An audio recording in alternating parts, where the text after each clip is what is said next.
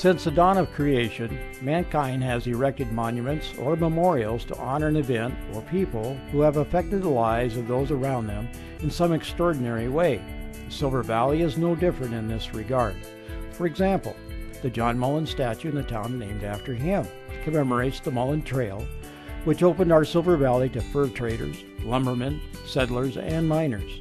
This was primarily a military project which gave early settlers and travelers protection from dangers common to frontier life. Going west from Mullen to Wallace is a memorial erected to commemorate the 1910 fire and the heroics of a man named Big Ed Pulaski. This individual was credited with saving the lives of all but 6 of his crew of 45 men by putting them in an old mine tunnel and forcing them to stay there. Had he not done this, these men would have surely perished in the largest fire in Idaho's history. Traveling east to the mouth of Big Creek is the Sunshine Miners Memorial, built by survivors of the 91 miners who lost their lives in the 1972 fire and now taken care of by the Silver Valley community.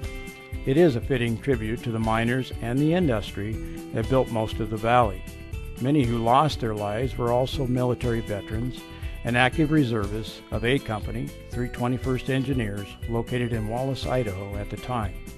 A Company also provided men and equipment supporting the rescue effort during the fire.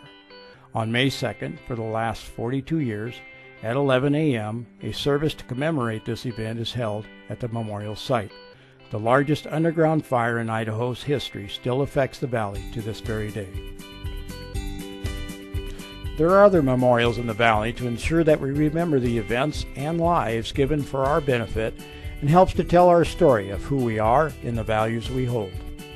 The last memorial we would like to feature is the main reason for this presentation, the Silver Valley Veterans Memorial, located in Kellogg, Idaho. Conceived in 2005 by a group of veterans at the Silver Spoon restaurant, and some 9 years later is nearing completion. During this time, we have invested in money as well as donated labor and materials over $300,000 and countless man-hours in this effort. Our goal was to construct something that is fitting and worthy to honor men and women from the Silver Valley who have served honorably in the armed forces of the United States. It was also our goal to pay tribute to Frank Reisner, a local son who earned the Congressional Medal of Honor, our nation's highest honor, for his heroics during the Vietnam War. By the way, an award given posthumously. We are now at a point where we can see the possibility of completing the essential construction phase of the project, and we need your help to do this. In the spring, we will install an exposed aggregate cap on the exterior wall and a stamped concrete floor for the interior. We need approximately $15,000 to do this, and you could be a part of this effort. Any amount would be appreciated and can be done in several ways, which will be shared at the end of this presentation. Every veteran honored here gave for our benefit, and some gave all they had. Will you give something to honor them and the sacrifices that they made?